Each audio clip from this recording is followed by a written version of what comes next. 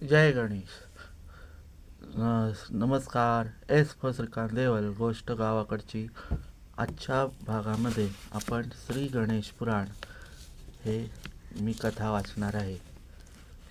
ही कथा याआधी लाईव्हवरती झालेली आहे, तरीसुद्धा काही जणांना ती ऐकण्यात आली नसेल तर त्यांनीही परत ऐका. तर या गणेश पुराणातील परिचय आपण पाहू, कसं काय आहे ते. 18 पुराणांप्रमाणेच 18 उपपुराणे आहेत. हे गणेश पुराण उपपुराणापैकी आहे. त्या पुराणात त्या देवांबद्दलचं माहिती असतं. आता बघा, प्रत्येक पुराणं आपण बघितले तर त्या जे पुराणं आहेत, जसं की गरुड पुराण, विष्णू पुराण असं, तर त्या शिवपुराण, तर त्या देवांची त्याच्यामध्ये कथा असते. तर या गणेश पुराणामध्ये गणेशाच्या म्हणजे आपल्या गणपती बाप्पाच्याच कथा आहेत. उपपुराण त्या पुराणबद्दलच माहिती असते. त्याप्रमाणे याही पुराणात गणपतीच्या कथा, त्याचे महात्म्य व वर्णन आहे. बघा, गणेश पुराणाचे 2 खंड आहेत. त्यापैकी पहिल्या उपासना खंडात त्याचे महात्म्य व उपासनेचे प्रकार व तदनुषिक कथा आहेत. म्हणजे उपासना, त्याच्यासाठी गणपती बाप्पा प्रसन्न होण्यासाठी आपल्याला काय उपासना करायला हवी, काय भक्ती करायला हवी, ती सांगितलेली आहे. दुसऱ्या क्रीडाखंडात श्री गणेशाने वेळोवेळी अवतार घेऊन क्रीडा केल्या. बघा, दुसऱ्या उपखंड जे आहे त्यामध्ये गणपती बाप्पांनी जे अवतार घेतले त्यातील दैत्यांना मारले, वध केला दैत्यांचा, तर त्याप्रमाणे त्या कथा त्यामध्ये आहेत. उपासना खंडाच्या पहिल्या अध्यायात मंगलाचरण व पुढे 8 अध्यायात सोमकांत राजाची प्रास्ताविक कथा श्री गणेश पुराणाचे महात्म्य वर्णन करीत असते. बघा, सोमकांत नावाच्या राजाची कथा 8 भागामध्ये असून पुढे गणेश पुराणाची कथा सांगितलेली आहे, त्याच्यातच दिलेले आहे. दिलेले आहे. पुढे पुष्कळ निरनिराळ्या ठिकाणाच्या गणेश देवालयाच्या कथा व महात्म्य दिलेले आहे. त्याचप्रमाणे त्रिपुरासुराची कथा यात आली आहे. तसेच संकष्टी चतुर्थी, अंगारकी चतुर्थी वगैरेची सविस्तर विधाने, कथा व महात्म्य यात आले आहे. पुढे कार्तिकेयाची कथा व शेषाच्या गर्वाची कथा सांगून नंतर नेहमी सर्व पुराणात असणारा जो जगाच्या उत्पत्तीचा भाग तो सांगितला आहे. श्री गजाननाच्या 4 नावांच्या महात्म्याने व फलश्रुतीने हा भाग संपवला आहे. क्रीडाखंडाच्या पहिला ते 72 अध्यायांमध्ये गणेशाच्या मोहोत्कट अवताराचे प्रथम वर्णन असून त्याच्या कथा केलेल्या आहेत. बघा, गणपती बाप्पाचा जो अवतार आहे मोहोत्कट, त्याच्या कथा 1 ते 72 भागांमध्ये सांगितलेल्या कथा आहेत. नंतर देवांतक व नरांतक या असुर राजांचा पराक्रम त्रैलोक्य विजय दाखविला आहे. दैत्य जेव्हा उन्मत्त होतात तेव्हा श्री गणेश आदितीच्या पोटी विनायक या नावाने अवतार घेतात. बघा, दैत्य जेव्हा हाहाकार माजवतात पृथ्वी तलावर, तेव्हा श्री गणेश म्हणजे आपले गणपती बाप्पा आदिती माताच्या पोटी, म्हणजे जी देवांची माता आहे तिच्या पोटी जन्म घेत आहेत आणि विनायक नाव अवतार घेतलं. नंतर देवांतक व नरांतक यांच्याशी विनायकाचा संग्राम होऊन विनायक त्याच्या ताब्यातून त्रैलोक्याची मुक्तता करतो, तो कथाभाग आहे. या भागात काशी महात्म्य असून देवोदास राजाची बोधप्रद कथा, या भागामध्ये, या पुस्तकामध्ये गणेश पुराणामध्ये काशी खंडसुद्धा आहे. त्यामध्ये देवोदास राजाची बोधप्रद कथा आहे. अध्याय 48 ते 54 पर्यंत दानवलोक, गंधर्वलोक, यमलोक, सूर्यलोक, गोलोक वरुणलोक, सत्यलोक, वायुलोक, वैकुंठलोक व शेवटी गणेशलोक याचे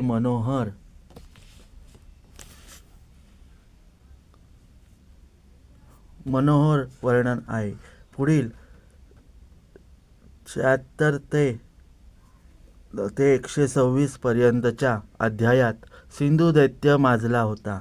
त्याकरता श्री गणेशाने घेतलेल्या अवताराच्या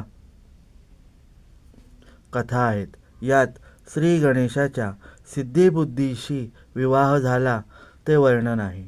पुढील 10 अध्यायात सिंधुरासूर प्रबळ झाला त्याची हकीकत आहे. श्री गणेशाने त्याकरता घेतलेल्या अवताराची कथा आहे. पुढील 10 अध्यायात श्री गजाननाने वरेण्य राजाला सांगितलेला उपदेश आहे. तो श्री गणेश गीता व या नावाने प्रसिद्ध आहे. पुढील 2 अध्यायात कलियुगात पुढे होणाऱ्या धूम्रवर्णावताराची हकीकत आहे. शेवटचे 4 अध्याय फलश्रुती व महात्म्य वर्णन करून पुराणाची समाप्ती होते. मूळ पुराण संस्कृत श्लोकामध्ये आहे. त्याचे हे मराठीकरण थोड्याशा संक्षेपाने केले आहे. श्री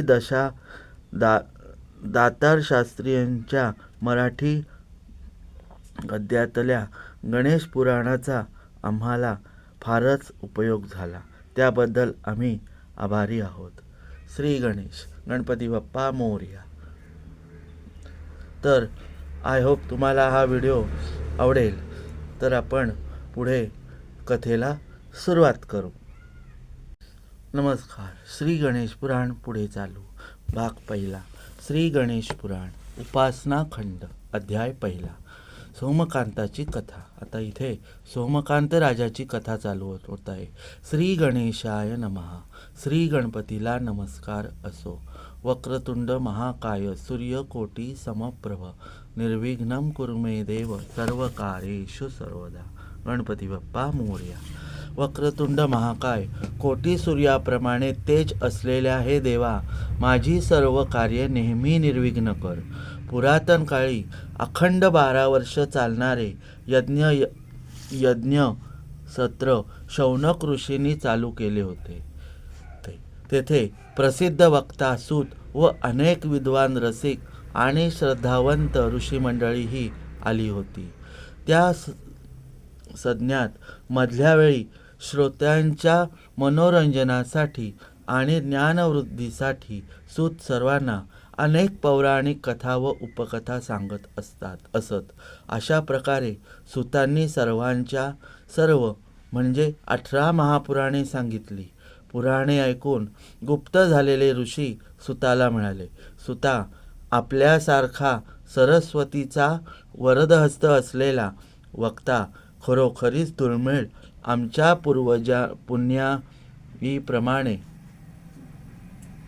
पुण्याईनेच आम्हाला तुमचा लाभ झाला. आम्ही तुमच्या मुखातून सर्व 18 पुराणे ऐकली आणि त्यामुळे आम्ही पापमुक्त झालो. आम्ही धन्य ठरलो. म्हणून आणखीन काही अशाच पुण्यकथा सांगून आमच्या जन्माचे सार्थक करा. ते ऐकून संतोष पावलेले सूत त्या ऋषींना म्हणाले, आपण सर्व मंडळी थोर व भाग्यवंत आहात. तुमच्या प्रश्नाने मला फार आनंद होत आहे. तुमच्यासारखा श्रोत्यांना पुराणकथा सांगण्यात मला विशेष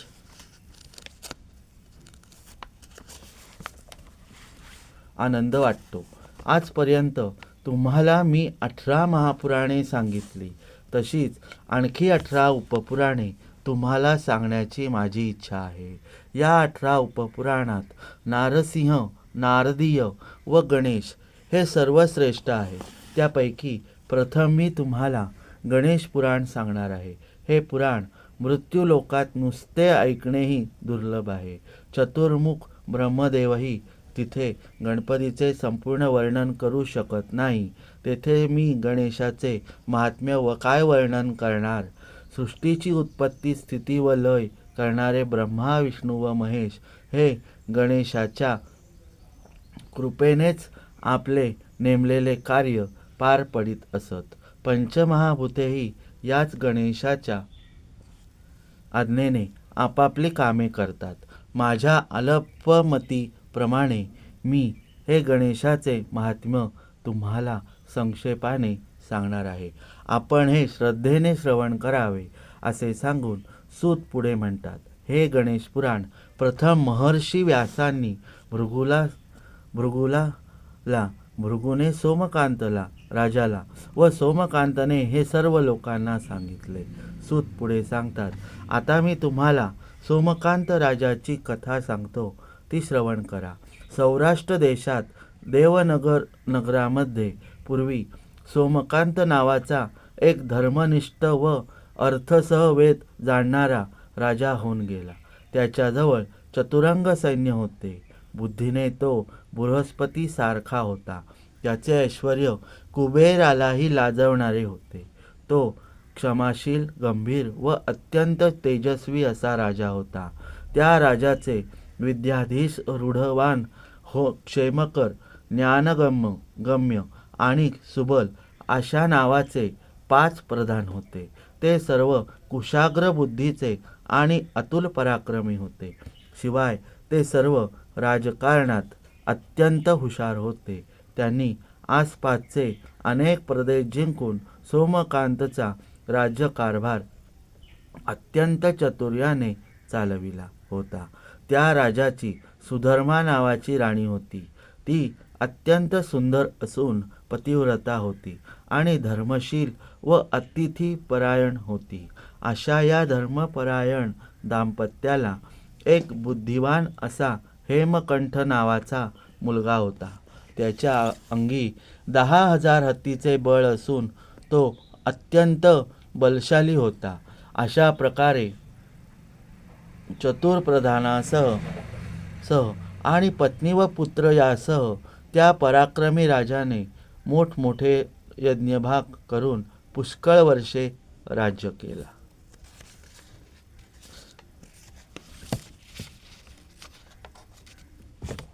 अध्याय 2 पुढे चालू. राजाला कुष्ठरोग. सूत सांगतात. अशा या धर्मशील सोमकांत राजाला एकाएकी पूर्वकर्माप्रमाणे सर्वांगभर गलित कुष्ठरोग झाला. त्याप्रमाणे पूर्वजन्मी केलेल्या पुण्याचे उत्तम फळ मिळाले. त्याप्रमाणे वाईट कर्माचेही फळ भोगावे लागते. चांगले किंवा वाईट कर्म माणसाला चुकत नाही, ते भोगावेच लागते. या दुर्धर व्याधीमुळे राजाच्या शरीराला छिद्रे पडली. सर्वांगास किडे पडून रक्त व पू वाहू लागला. अशा स्थितीत होणाऱ्या असह्य वेदनांमुळे राजा फार कष्टी झाला. शेवटी एक दिवस राजाने आपल्या 5 प्रधान पत्नी सुधर्मा व पुत्र हेमकंठ यांना जवळ बोलावलं व त्यांना आपले सर्व दुःख सांगितले. सोमकांत म्हणाला, मी आजपर्यंत धर्माप्रमाणे आचरण केले, सर्व बलवान शत्रूंना जिंकले, पण यावेळी मला माझे पूर्वजन्मातले कर्म भोगावे लागत आहे. माझे नाव सोमकांत हे यथार्थ आहे, परंतु या दुर्धर आणि दुर्गंधीयुक्त रोगाने माझ्या शरीराची काय अवस्था झाली आहे ते तुम्ही पाहतच आहात. असं कोणतं महाभयंकर पाप गेल्या जन्मी माझ्याकडून झालं आहे काही कळत नाही. या जन्मात तर एकही दुष्कृत्य केल्याचे मला आठवत नाही. प्रजेचे पुत्राप्रमाणे पालन करून शंकराची भक्ती करण्यात मी कधीच कसूर केली नाही. मी कधीही दुष्टांच्या संगतीला लागलो नाही. आजवर सर्व प्रकारच्या सुगंधी द्रव्याचा ज्या शरीराने उपभोग घेतला त्याला आता इतकी भयंकर दुर्गंधी येत आहे की त्यामुळे मला सर्व जीवनच नकोसे झाले आहे. अशा स्थितीत जगण्यात तरी काय अर्थ आहे? या व्याधीमुळे मला लोकांच्या पुढे तोंड दाखविण्याची लाज वाटत आहे.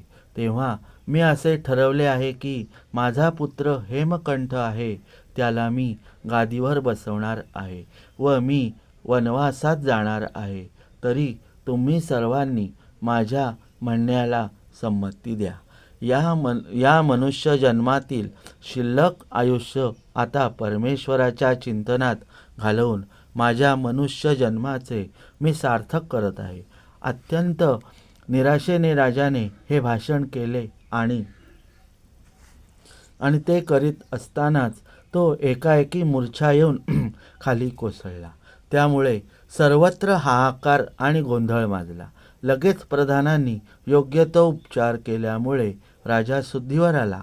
नंतर प्रधानांनाही राजाबरोबरच राजाधिक सुखोपभोगाचा त्याग करून हेमकंठाला राजावर बसवून राजासह वनात जाण्याची तयारी केली. राजाची पत्नी सुधर्मा हिनेही सर्वस्वाचा त्याग करून पती सेवा करण्यासाठी राजाबरोबर वनात जाण्याचा हट्ट धरला.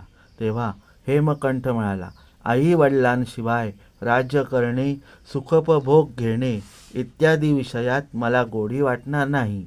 तेव्हा मलाही तुमच्याबरोबर घेऊन चला, वनात न्या. सर्व आप्तस्वकीयांची ही बोलणी ऐकून आणि सर्वांचे आपल्यावरील उत्कट प्रेम पाहून राजा मनात संतुष्ट झाला. तो हेमकंठला म्हणाला, पुत्राचा मुख्य धर्म म्हणजे आई वडिलांची आज्ञा पालन करणे. तेव्हा माझी आज्ञा म्हणून तू प्रधानांच्या सहकार्याने राज्य कर. जो मुलगा वडिलांची आज्ञा पाळतो, श्राद्ध करतो व गयेला पिंडदान करतो तोच खरा सुपुत्र होय, असे शास्त्रात वचन आहे.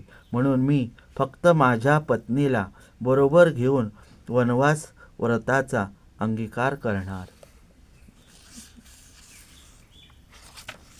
अध्याय 3. सदाचाराचा उपदेश. सूत पुढे सांगतात, राजाने असे निष्ठून सांगितल्यामुळे हेमकंठने त्याची आज्ञा पाळण्याचे ठरविले. नंतर सोमकांतने त्याला एकांतात गच्चीवर नेले व राजनीतीने कसे चालवावे हे त्याला सांगितले. तो म्हणाला, पुत्रा, रोज पहाटे उठून शुद्ध ठिकाणी जाऊन पहिल्यांदा आपल्या श्री गुरुचे स्मरण करावे. मग ईश्वराची स्तुती करून आपल्या अपराधाची क्षमा मागण्यासाठी भूमीची प्रार्थना करावी. पुढे श्री गणपतीची स्तुती करून गणपती पंचायतनाची स्तुती करावी. गणपती पंचायतन म्हणजे गणपती, शंकर, विष्णू, सूर्य व देवी हे होय. मग आपण त्याची उपासना नित्य करीत असून त्या देवतेचे ध्यान करावे व मानस पूजा करून आपल्या अपराधाची क्षमा करावी. मग नगराच्या नैऋत्य दिशेस म्हणजे पश्चिम व दक्षिण दिशेच्या मधील दिशा जाऊन आपले प्रतिविधी उरकून घ्यावेत. मग गार पाण्याने स्नान करून आपल्या शाखेप्रमाणे संध्या करावी. नंतर वेद पठण, होम, तर्पण, बलिप्रदान व अतिथी सत्कार हे पंचमहायज्ञ यथासांग करावे. मग ब्राह्मणासह व अतिथीसह भोजन करावे. दुपारी पुराण, इतिहास, शास्त्र श्रवण करावे. नेहमी दुसऱ्याच्या उपयोगी पडावे.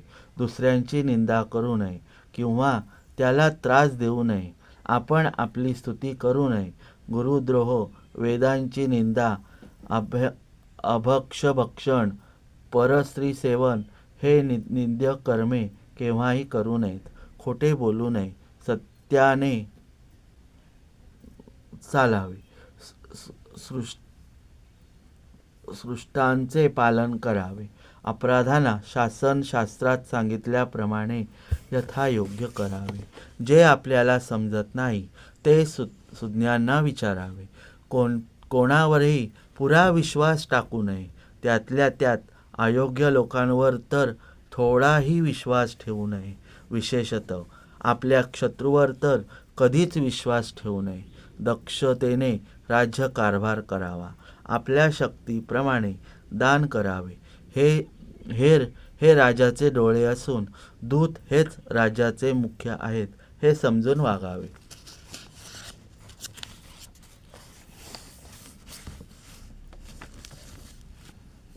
योग्य दंड करणाऱ्यास कधीही कचरता कामा नये. सर्व लोक नीतीने वागतात हे शिक्षेच्या भीतीमुळेच. हे नीट लक्षात ठेवावे. कोणी निंदा केली किंवा कोणी स्तुती केली तर त्यात दुःख किंवा सुख मानू नये. आपल्या सर्व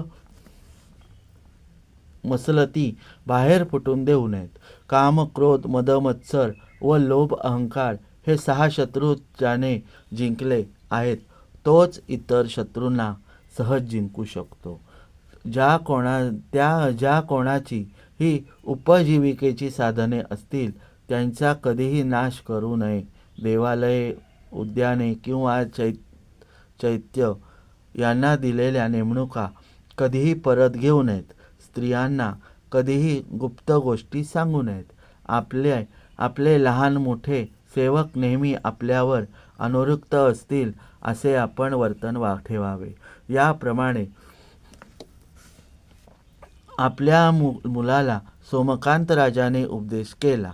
नंतर विद्याधीश, रुद्रवान व हेमंकर या आपल्या 3 प्रधानांना बोलावून राज्याभिषेकाची तयारी करण्यास सांगितले.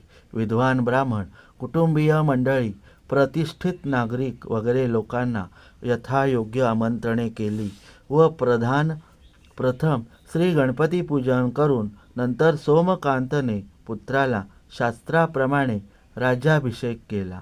राज्याभिषेक झाल्यावर प्रधानांना मुलाची काळजी वाहण्यास सांगून त्यांना पुत्राच्या आज्ञेत वागण्याची व यथायोग्य राज्यकारभार चालविण्यास सांगितले. तर मंडळी, या पुढील भाग आपण पुढील अध्यायी वाचूया. 4था अध्याय पुढे चालू राहील. तर आजचा व्हिडिओ तुम्हाला आवडला असल्यास लाईक, शेअर आणि सबस्क्राईब करा. चला तर मंडळी, पुन्हा भेटू अशाच एका खास गणपती बाप्पाच्या कथेच्या व्हिडिओमध्ये. तोपर्यंत बाय बाय.